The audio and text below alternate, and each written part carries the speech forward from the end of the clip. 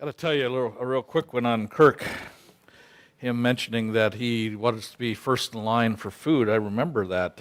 Remember back when he got married, here was this bachelor that came to church, and when we'd have a carry-in dinner, lo and behold, he'd be the first one in line, and his wife was somewhere else, and we had to pull that boy back and say, hey, the proper way is you go together with your wife through the line. And I think he learned, but now I'm not quite sure. But all right, guys, let's have the video, please.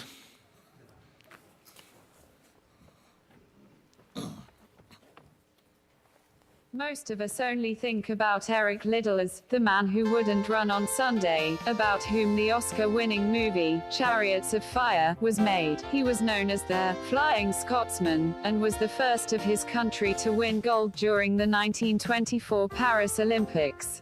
Although his parents were Scottish, Eric Liddell was both born and died in China. He was born on the 16th of January 1902, in the city of Tianjin, in northeastern China. He was sent to Eltham College, a Christian boarding school, for 12 years. In 1921, he moved to Edinburgh University, where he studied pure science. From his school days he was an outstanding sportsman, excelling in short-distance running, rugby union, and cricket. In 1922 and 1923, he played for Scotland Rugby Union in the Five Nations. However, it was at running that he really excelled, and after setting a new British record in the 1923 100-yard sprint, he was considered a great prospect for the Olympics in 1924.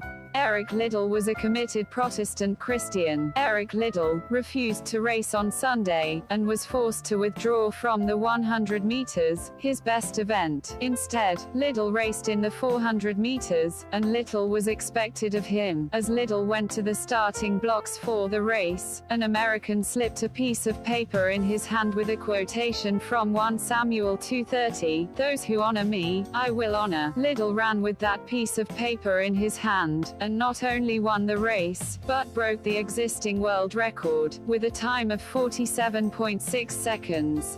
Liddell achieved a greater prize than Olympic gold later on in his life. After the Olympics, Liddell returned to China to work as a missionary. His family, originally from Scotland, worked in China during the time of the Boxer Rebellion. Liddell worked as a teacher at a school for Chinese boys, at which he taught chemistry and organized sports. He married in 1934, and in 1936, China prepared for war, as communist and nationalist tensions increased. Liddell was asked by the London Missionary Society to give up his work in Tianjin, and work as a village evangelist in Siaochang. This was a dangerous area. Liddell could not take his wife and 2 daughters with him, and he was forced to leave them behind. When he went to work there, he was able to visit on occasion, but it was a long journey. Visits were not frequent.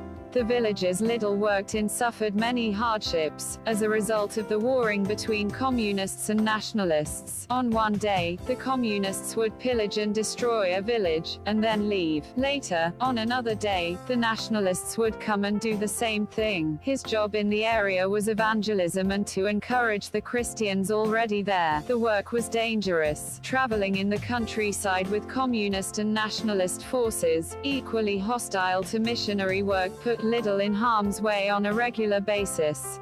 The Japanese invaded China, and in 1940, Liddell told his wife to take their children to Canada, where she could live with her parents. He stayed behind in Tianjin to continue his work. Liddell was sent by the Japanese to an internment camp, where 1,800 other internees were confined. He was not dissuaded by his circumstances. He worked tirelessly in the camp, doing just about anything that needed to be done, whether it was Bible study, teaching children who were trying to keep up their studies, or organizing sports. In a prisoner exchange bargain, his freedom was arranged by Winston Churchill, but he gave it up and let a pregnant woman leave instead. In 1944, Liddell was not well. The doctors did not have the resources to diagnose the real nature of the problem. On February 21, 1945, he began coughing uncontrollably, and as friends came to his aid, he lay back and uttered the words, "It is surrender." An autopsy later revealed that Liddell had a large tumor on the left side of his brain. He died, never having seen his third child, Maureen Liddell. This man was truly committed to the cause of Christ. He had the opportunity to leave China, but he chose to stay. He poured his life into the work of reaching the lost in China. He worked for a prize far greater than gold, even Olympic gold.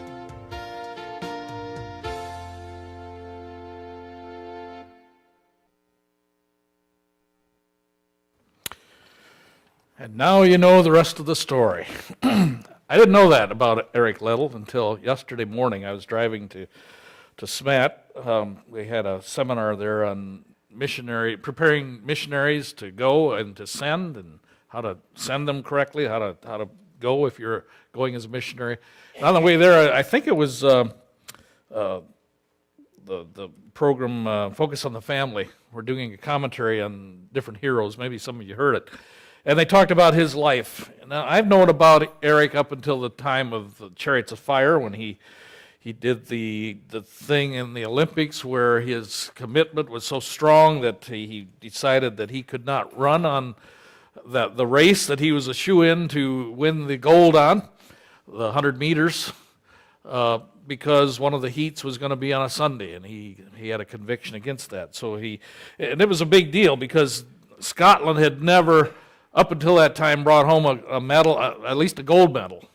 And he was a shoo-in. He was going to get the medal, and so the rulers, what do they have, the king and whoever, even went to him, talked to him, and said, "Oh, please make this, concession for us, for country, God and country." But he was very strong in that and said he could not do that. But he did agree to run in I think the 200 meters and also the 400 meters. I don't know.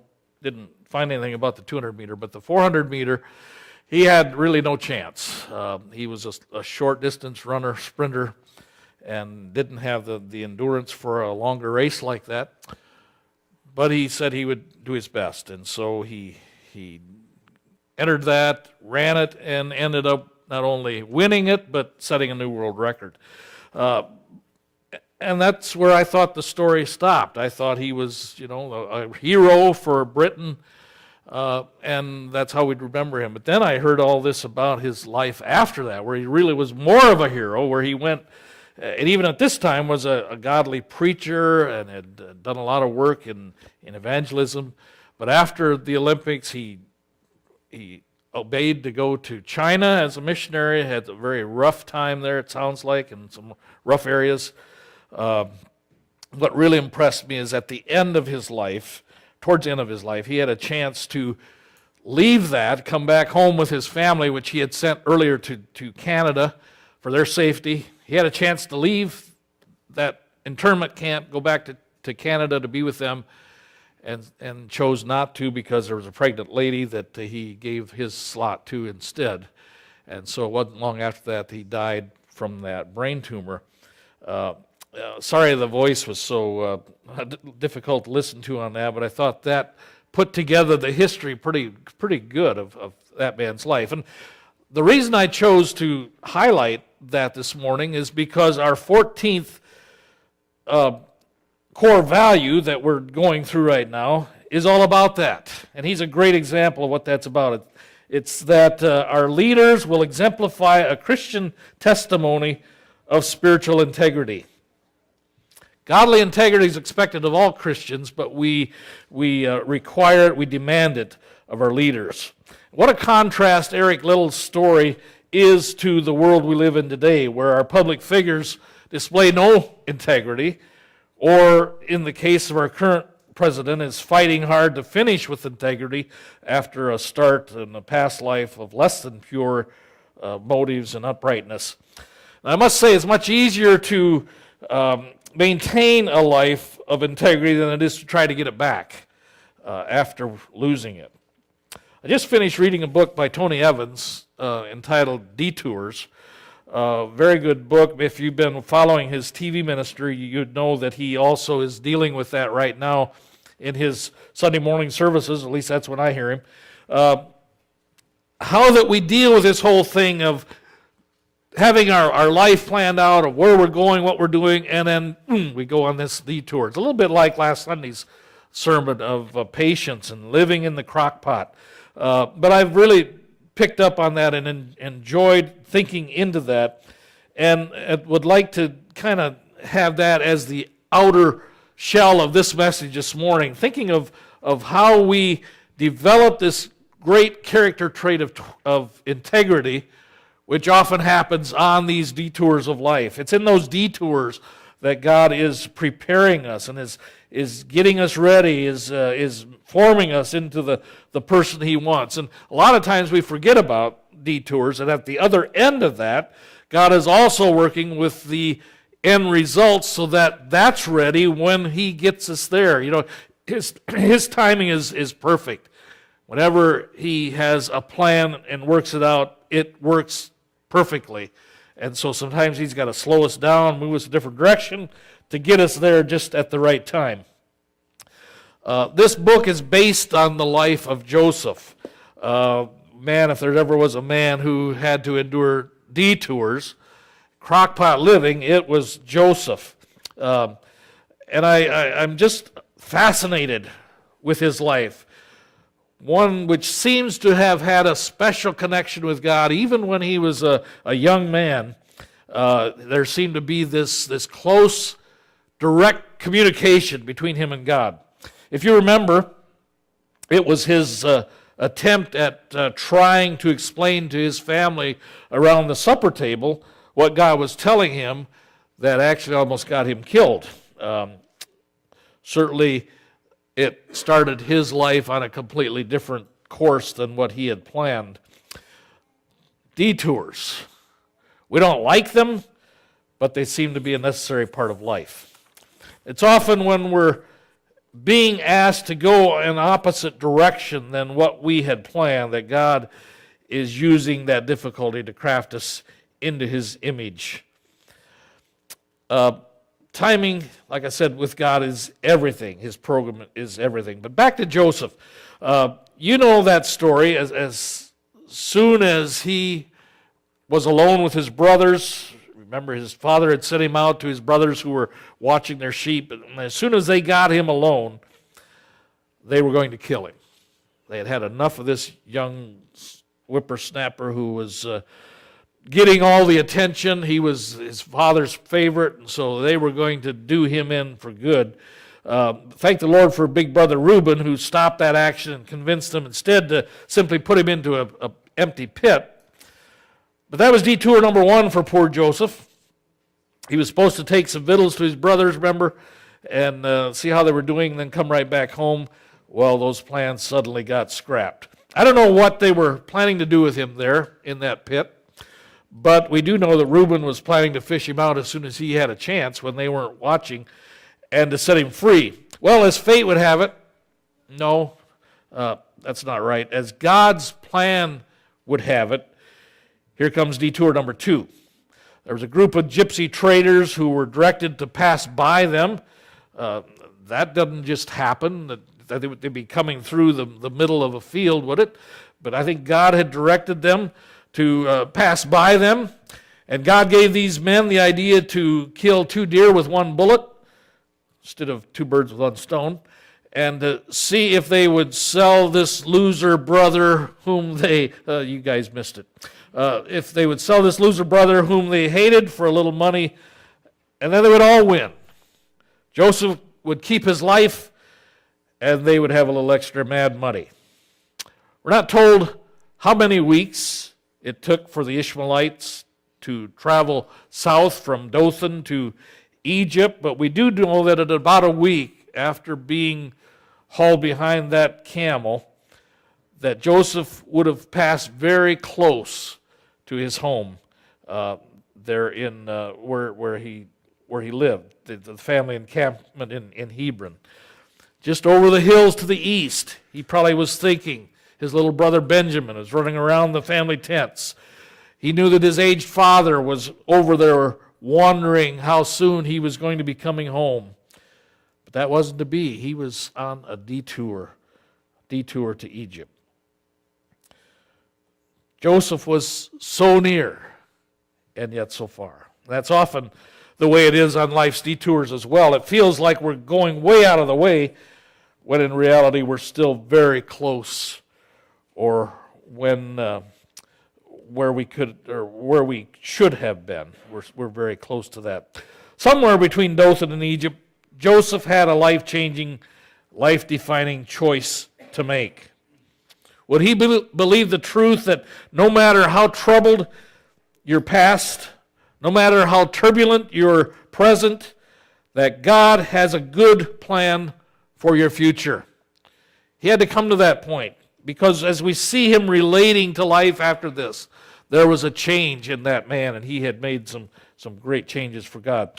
Would he choose a life of integrity, a life that honored God, no matter the cost? And we find the answer in our text in Genesis 39, if you want to turn there with me. We're not going to read it as a whole, but we'll be referring to it off and on here. But notice verse 1. Genesis 39, verse 1. Now Joseph had been taken to Egypt, and Potiphar, an officer of Pharaoh, captain of the guard, an Egyptian, bought him from the Ishmaelites who had taken him down there. It certainly appears like Potiphar was an honorable man, even maybe a man of integrity. Is it possible for a non-Christian to be a person of integrity? I think so, because integrity is a character trait. It's a personality component, not necessarily a soul quality.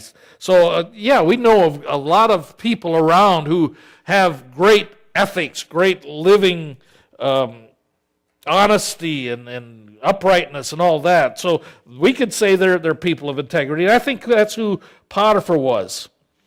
The dictionary defines integrity as uprightness of character, honesty. So, there's a lot of good people that fit that. But I think it goes a little deeper for us Christians, doesn't it? It seems like there needs to be more to it than that. You've often heard the explanation that it's about a life, the life that you live when nobody's looking, and that could be bad too. But it's more of an upright life that you're living when nobody's looking. But there's an extra component, I think, that is part of that with being a child of God and living a life of integrity. But it reminds me of a time about a year ago now. I was sitting in court in Ionia for a case that my future son-in-law was bringing against a neighbor who lived up above our apartment. If you've been to our apartment, you know there's this huge hill behind it, and he lives right above that hill, and he had somehow allowed some boulders. Whether he allowed them or did it on purpose, we're not sure, but they came rolling down the hill and hit his car, and the other client's car there, did some damage to it. And so he had taken him to court to try to get some remuneration out of the guy. Lost the case, obviously, but anyway. While I was sitting there, my cell phone had to inform me of an appointment that I had that had been pre-programmed into the phone at noon that day, and we were coming up to noon, and so all at once the little whistle thing, let me know that my appointment was coming up. Well, for lesson number 1, you always kill your cell phone in court. I learned that real well, because there's a confiscation and a price that goes along with that, $25 to get my phone back. But anyway, I thought it was interesting. Friday, I was looking through the internet, and I come across this story about my judge that did that to me. Judge Raymond Voigt. You know him? Some of you probably had some touch with him. But anyway, it says this: a Michigan judge found himself in the news recently because of the violation of a court rule. And what happened next? Judge Raymond Voigt has long had a policy forbidding the use of electronic devices in the courtroom. Anyone whose phone rings aloud has it confiscated and receives a fine. Over the years, attorneys, police officers, witnesses, accountants, spectators have broken the rule and received the punishment. During closing arguments at the trial, someone's smartphone started talking. "I can't understand you. Say something like Mom," the phone requested. It was the judge's phone. "I'm guessing I bumped it," he said. It started talking really loud. And isn't it amazing when your phone goes off in a crowd, it's always 10 times louder than normal? That's an excuse, but I don't take those excuses from anyone else. I set the bar high because cell phones are a distraction, and there's very serious business going on here. He said the courtroom is a special place in the community, and it needs more respect than that. During the next break in the trial, Judge Voigt held himself in contempt and paid the standard $25 fine that he issues anyone who disturbs a trial. "Judges are human," Voigt said. "They're not above the rules. I broke the rule, and I have to live by it." So, I feel a little better about my fine now that I know he was a man of integrity too. I don't know if Judge Voigt is a Christian or not, but that kind of tells me that he is a man of integrity. I think for the Christian, like I said, integrity has a deeper meaning. I see it as a combination of three things: honesty, dependability, and purity of motive. Honesty, dependability, and purity of motive. They all work together for this character to be an upright person, above the fray.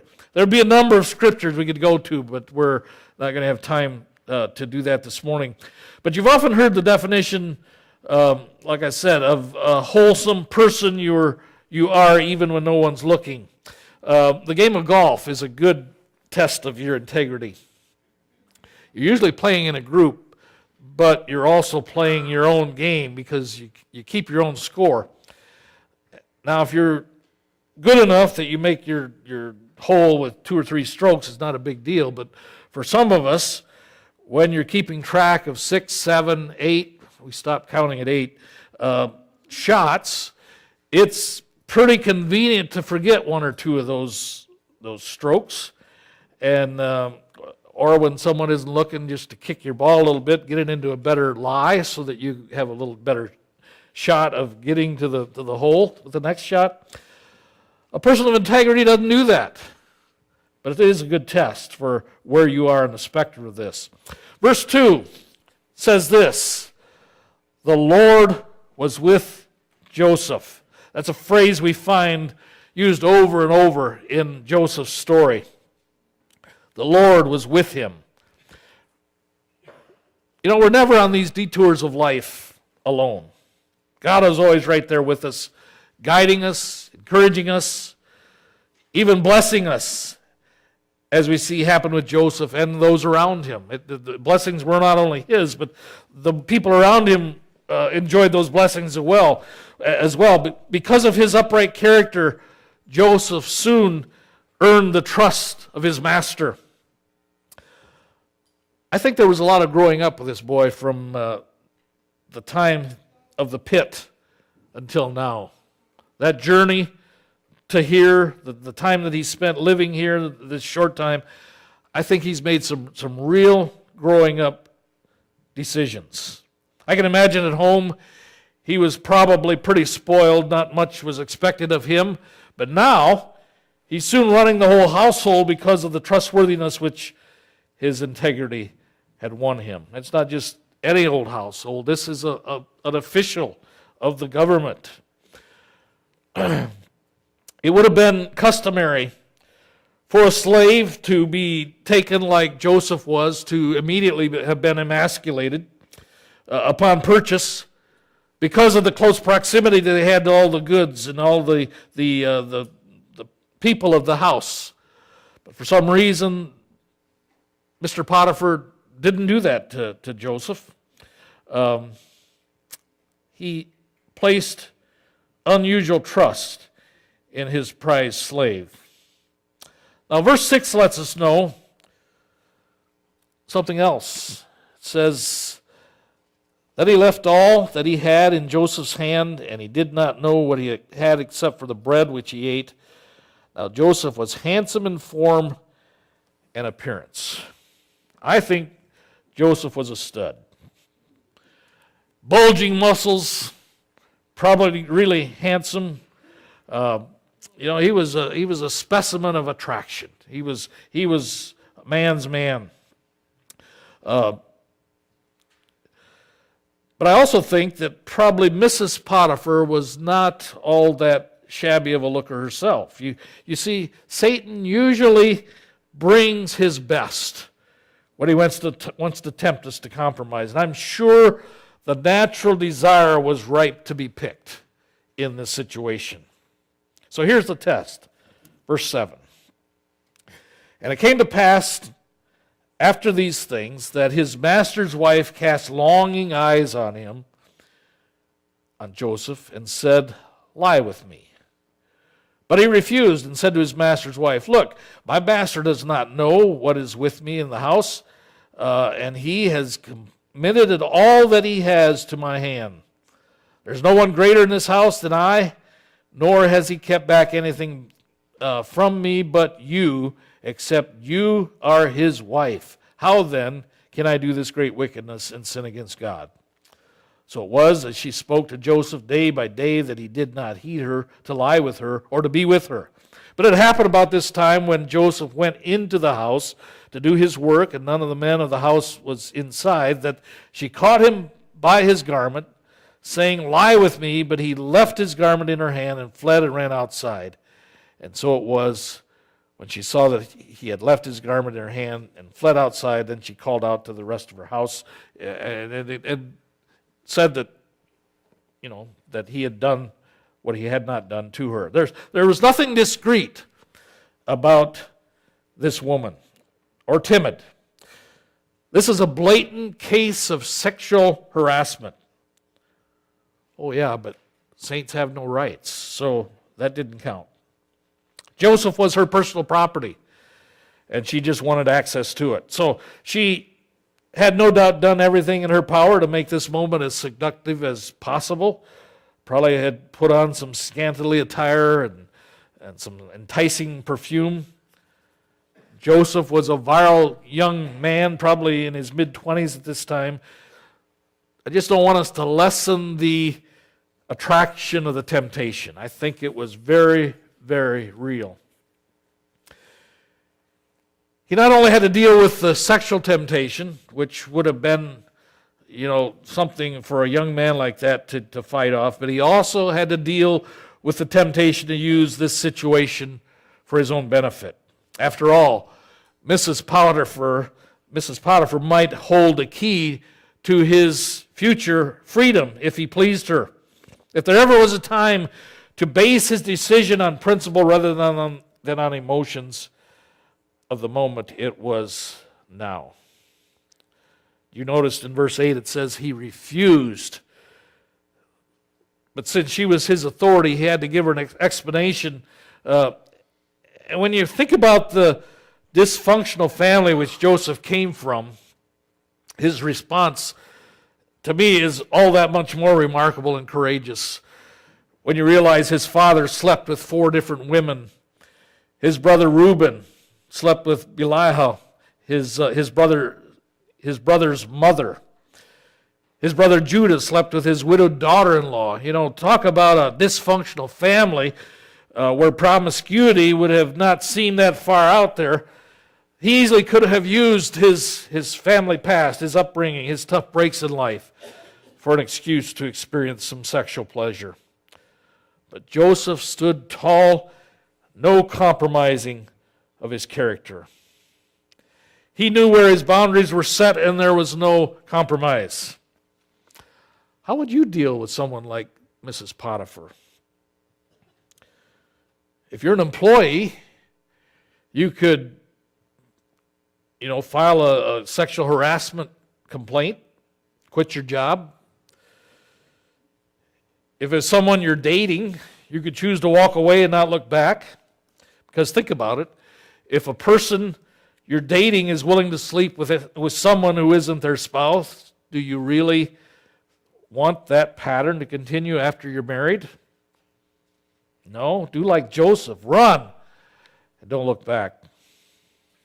But Joseph had none of those options, so he did what only he had left to do, and that was to run. And Mrs. Potty is not only a promiscuous woman, we notice she's also a liar. In 17 to 19, it says that she spoke to Mr. Potiphar with words like these, saying, "The Hebrew servant whom you brought us came in to me to mock me. So it happened as I lifted up my voice and cried out that he left his garment with me and fled outside. So it was when his master heard these words which his wife spoke to him, saying, your servant did to me after this matter, that his anger was aroused." Potiphar knew the truth. He was angry, yes, but not at Joseph. He was angry with his wife. He knew a person of integrity would not respond the way that she explained. If he believed her tale, Joseph would have been executed on the spot, or at the very least had been emasculated at that point. But he didn't either.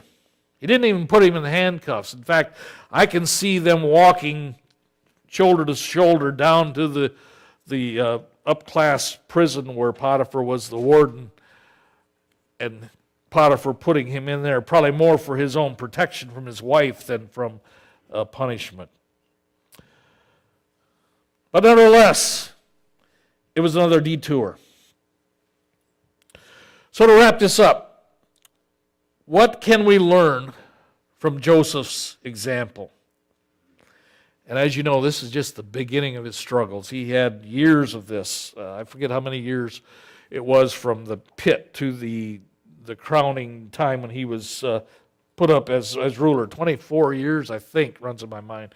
But it was a long time of detours when he thought he knew God had called him to something special. And yet, there he was, sitting in jail, pining away. I see several lessons here. When you choose to live a life of integrity, you'll be blessed, and others around you will also be blessed because of you. But you will also need to realize that not everyone will love you for choosing to live a life of integrity. In fact, some people will intentionally try to seduce you, trying to get you to compromise your standards of what is right. Some people will despise you. We didn't have time to get into this, but I'm sure the other slaves didn't think too kindly of the preferential treatment which Joseph was receiving. Some people will hate you.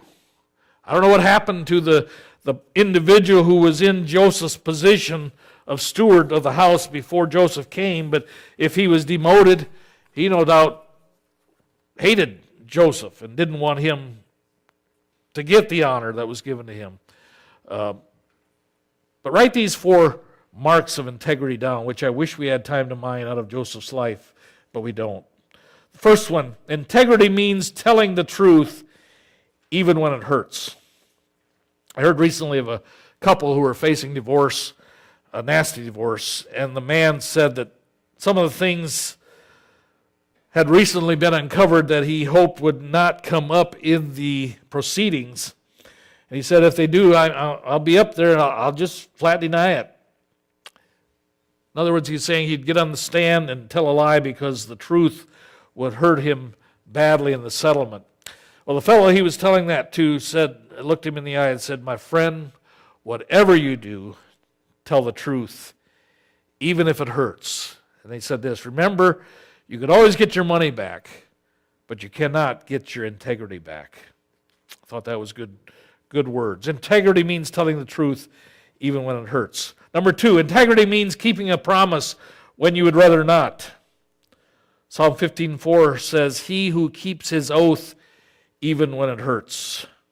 The words of a person of integrity are as good as gold. Don't promise what you can't pay. So before you say something, think about your integrity. Think about the character you're representing. And can you follow up with those words? Number 3, integrity means that you confront problems when it'd be easier to walk away.